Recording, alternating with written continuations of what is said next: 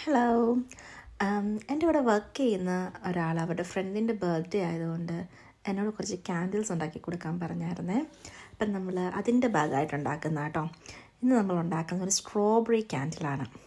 അപ്പം ഞാനാണെങ്കിൽ already വാക്സൊക്കെ melt ചെയ്ത് റെഡിയാക്കി വെച്ചിട്ടുണ്ട്. അപ്പം ഞാനാണെങ്കിൽ വാക്സ് മെൽറ്റ് ചെയ്ത് കഴിഞ്ഞതിന് ശേഷം നമ്മൾ അതിൻ്റെ ചൂടൊക്കെ നോക്കി അതിന് ശേഷം നമ്മളാണ് ഇതിന് സ്ട്രോബെറിയുടെ മണത്തിലുള്ള ഒരു ഓയിലാണ് നമ്മളിതിന് ആഡ് ചെയ്തേക്കുന്നത്. അപ്പോൾ കൊണ്ട് ടെമ്പറേച്ചറൊക്കെ സെറ്റ് ചെയ്തതിന് ശേഷമാണ് നമ്മളിതിപ്പോൾ ഒഴിച്ചേക്കുന്നത്. ഇനിയിപ്പോൾ ഒരു ക്യാൻഡിൽ റെഡിയാണ്. ഇനിയിപ്പോൾ അടുത്ത ക്യാൻഡിലിനുള്ളത് ഞാൻ മെൽറ്റ് ചെയ്യുവാണ്. അതും റെഡി ആയിട്ടുണ്ട്. അപ്പോൾ അത് നമ്മൾ ഒഴിച്ച് കൊടുക്കുക. ഇതൊക്കെ ഓൾറെഡി ഞാൻ അതിനുള്ള ഓയിലൊക്കെ ആഡ് ചെയ്ത് സെറ്റാക്കിയേക്കുന്ന കേട്ടോ.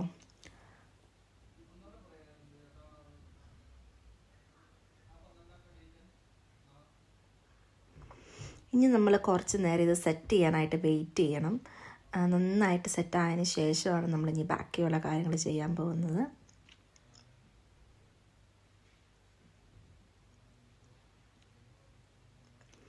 അപ്പം ഞാൻ പറഞ്ഞല്ലോ നമ്മൾ സ്ട്രോബെറി ക്യാൻഡിൽ ഉണ്ടാക്കുന്നതെന്ന്. അപ്പോൾ അതുകൊണ്ട് ഞാൻ സ്ട്രോബെറിയുടെ ഷേപ്പിൽ നമ്മുടെ മെഴുക് ഉരുക്കി സെറ്റാക്കി വെച്ചിട്ടുണ്ട്.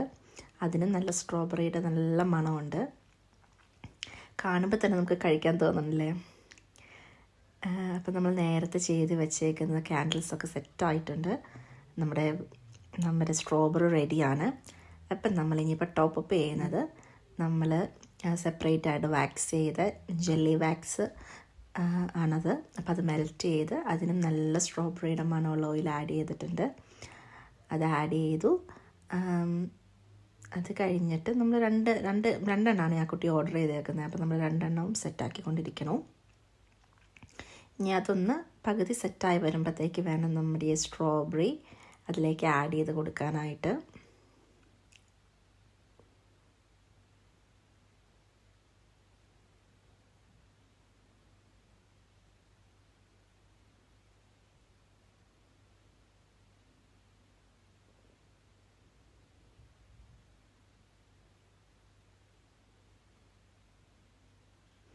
അങ്ങനെ ഇതാണ് നമ്മുടെ ഫൈനൽ ക്യാൻഡിൽ ലുക്ക്.